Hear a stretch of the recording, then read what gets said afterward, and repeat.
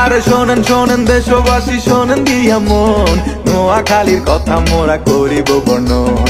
বুলুয়াতে নতুন একটা খাল খনন হয়, সেই খালেরই নামে এখন নোয়াখালী কয়।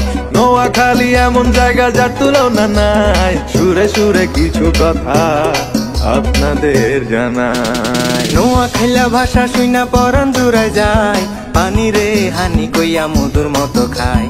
নোয়াখাইলা ভাষা এখন বিশ্বব্যাপী হায়, বিদেশিদের মুখে শুনি আয় কিছি ভাই। বিদেশিদের মুখে শুনি আয় কিছি ভাই।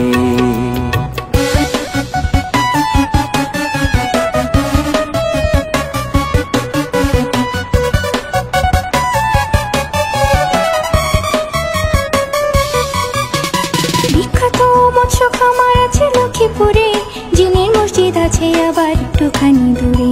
ফেনী গেলে পাইবেন আপনি মুড়ি প্রজেক্ট ভাই, বিজয় সিংহ দিঘিও আছে যার তুলনা নাই। দর্শনীয় একটি জায়গায় মুসাফির ক্লোজার, আর মানুষ বলে সেটা নাকি অতি চমৎকার।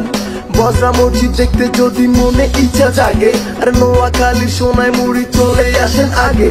সুন্দর সুন্দর জ্যান্ত হরিণ দেখতে যদি চান, আর নোয়াখালীর হাতিয়ায় নিঝুম দ্বীপে যান। বিখ্যাত মৎস্য খামার আছে লক্ষ্মীপুরে, জিনের মসজিদ আছে আবার একটুখানি দূরে। ফেনী গেলে পাইবেন আপনি মুড়ি প্রজেক্ট ভাই, বিজয় সিং দিঘিও আছে যার তুলনা নাই। নামি দামি ব্যক্তি ছিল আমগো নোয়াখালী, যেসব মানুষের নাম শুনিলে হাতে দিবেন তালি।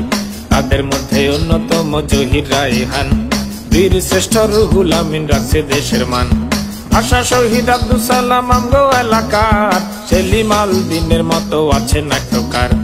অভিনেতা এটিএম শামসুজ্জামান, সংস্কৃতিতে আছে তাহার অনেক অবদান।